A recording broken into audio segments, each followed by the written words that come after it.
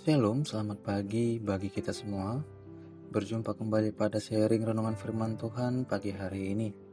Semoga kita tetap sehat dan selalu dalam lindungan Tuhan dimanapun kita berada.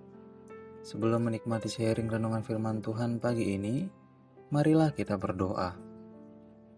Bapa yang baik, Bapa yang bertahta tinggi di dalam kerajaan surga, sungguh bersyukur dan berterima kasih ya Tuhan atas segala berkat dan kasih karunia-Mu yang masih boleh kami nikmati hingga pada pagi hari ini. Ya Bapa, sebelum melakukan segala aktivitas kami hari ini, sebentar kami mau membaca dan merenungkan firman-Mu.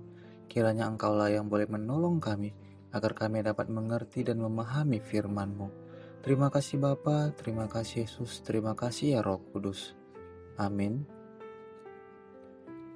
Semua orang pasti memiliki yang namanya panggilan hidup. Ada yang panggilan hidupnya menjadi pekerja kantoran, menjadi pengusaha, tentara, dokter, pendeta, dan profesi lainnya. Semua adalah panggilan yang mulia. Namun, ada satu panggilan yang paling mulia yang perlu kita ketahui dan yang harus benar-benar kita tanamkan dalam diri kita.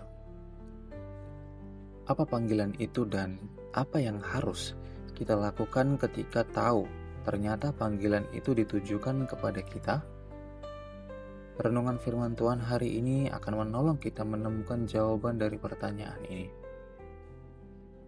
Markus 16 ayat 15. Lalu ia berkata kepada mereka, "Pergilah ke seluruh dunia, beritakanlah Injil kepada segala makhluk." Amin. Ketika Yesus menyampaikan perintah ini, kondisinya saat itu adalah Yesus telah bangkit dari kematian. Kemudian, dia menampakkan diri kepada Maria Magdalena dan secara terang-terangan kepada para murid yang dia kasihi. Kita bisa melihat dari Markus 16 ayat 9-14, awalnya para murid tidak percaya akan berita yang disampaikan oleh Maria Magdalena dan dua orang di antara mereka tentang kebangkitan Yesus. Ketidakpercayaan ini adalah suatu hal yang wajar karena mereka sangat berkabung atas kematian Yesus yang adalah pemimpin mereka dalam mengerjakan pelayanan selama kurang lebih 3 tahun. Dan bisa dikatakan juga bahwa karena mereka belum memahami kitab suci dan konsep pelayanan Yesus secara utuh. Lukas 24 ayat 45-48 berkata, "Lalu ia membuka pikiran mereka, sehingga mereka mengerti kitab suci. Katanya kepada mereka, ada tertulis demikian, Mesias harus menderita dan bangkit dari antara orang mati pada hari yang ketiga. Dan lagi, dalam namanya, berita tentang pertobatan dan pengampunan dosa harus disampaikan kepada segala bangsa, mulai dari Yerusalem. Kamu adalah saksi dari semuanya ini." Yesus membuka pikiran para murid, sehingga yang awalnya mereka tidak mengerti kitab suci dan konsep pelayanan Yesus, akhirnya mereka bisa memahaminya secara utuh. Dan Yesus juga secara terang-terangan mengingatkan dan meneguhkan panggilan para murid sebagai saksinya di dunia yang akan memberitakan kabar tentang Yesus. Jadi, kita bisa melihat bahwa penampakan ini bukan hanya sekedar agar dia diketahui bangkit oleh para murid, tetapi juga sebagai pengingat dan peneguhan kembali tentang panggilan mereka sebagai murid, yaitu menjadi saksinya di dunia yang akan memberitakan kabar baik. Mengapa hal ini menjadi sangat penting? Ketika saya dulu masih melayani sebagai staf full-timer dalam sebuah lembaga pelayanan mahasiswa Kristen, dan secara khusus saya melayani dan membina para mahasiswa Kristen. Saya beberapa kali diingatkan oleh kakak senior saya apa yang menjadi tugas dan tanggung jawab saya sebagai staf full-timer.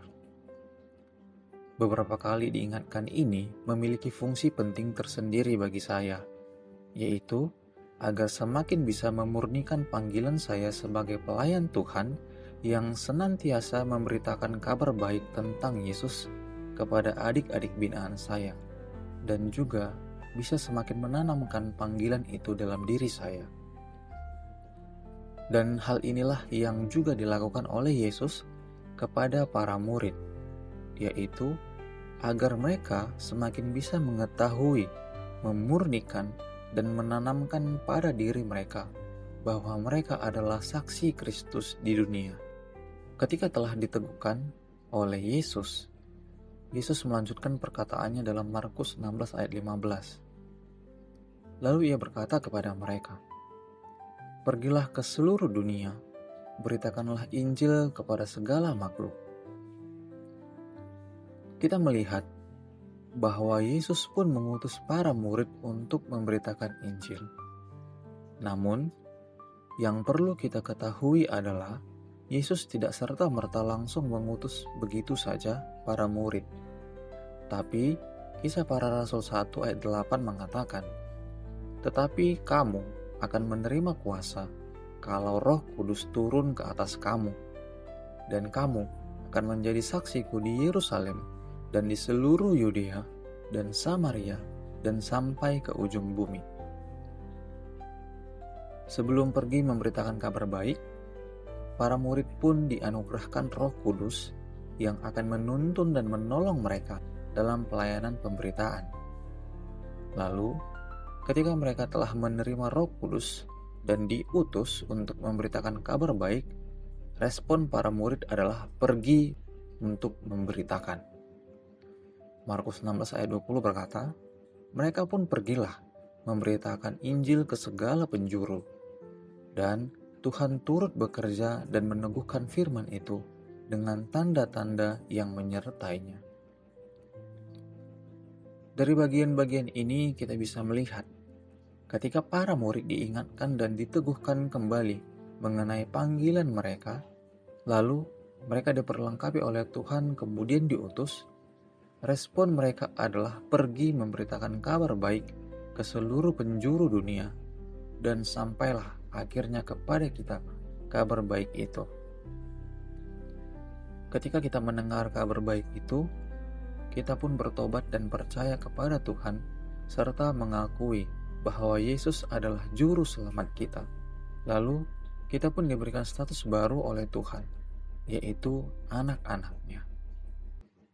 Status sebagai anak-anak Tuhan secara otomatis membawa kita kepada panggilan mulia seperti yang para murid Yesus dapatkan, yaitu memberitakan kabar baik yang telah kita dengar dan melaluinya kita percaya.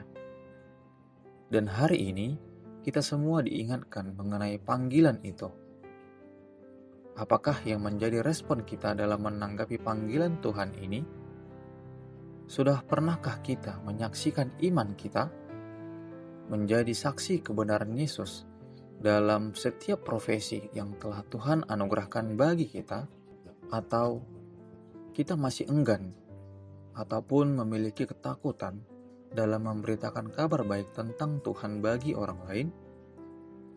Ingatlah bahwa sama seperti Tuhan memperlengkapi dan menolong para murid dalam pelayanan pemberitaan, maka Tuhan yang sama pun akan memperlengkapi dan menolong kita ketika akan memberitakan kabar baik itu. Ketika kita adalah seorang pengusaha, jadilah pengusaha yang jujur dalam bertutur kata, dalam bertingkah laku, dan tidak berlaku curang dalam berbisnis sehingga tidak merugikan orang lain. Ketika kita adalah seorang guru, mengajarlah dengan baik, didiklah murid-murid yang ada dengan penuh kasih. Begitu juga dengan semua profesi yang lain. Tampilkanlah teladan Yesus dalam profesi yang sedang kita emban sekarang. Dan ketika ada kesempatan untuk menceritakan kabar baik mengenai Yesus, beritakanlah itu. Maka dari itu, ketika kita sudah diingatkan dan mengetahui bahwa panggilan kita adalah memberitakan kabar baik tentang Yesus, marilah kita mau untuk memberitakannya senantiasa kepada orang-orang yang ada di sekitar kita, terkhusus orang-orang yang belum mengenal Yesus. Amin. Mari kita berdoa. Terima kasih ya Bapa atas firman-Mu yang boleh kami baca dan renungkan pada pagi hari ini. Kami sungguh bersyukur karena Engkau boleh mengingatkan kami kembali tentang panggilan kami sebagai pemberita kabar baik. Mungkin kami sering enggan maupun takut dalam memberitakan kabar tentang Engkau. Akan tetapi mulai hari ini, ajarilah kami ya Tuhan, agar bisa menjadi anak-Mu yang senantiasa mau untuk memberitakan kabar baik tentang Engkau kepada banyak orang, terkhusus melalui profesi pekerjaan yang telah Engkau anugerahkan bagi kami saat ini.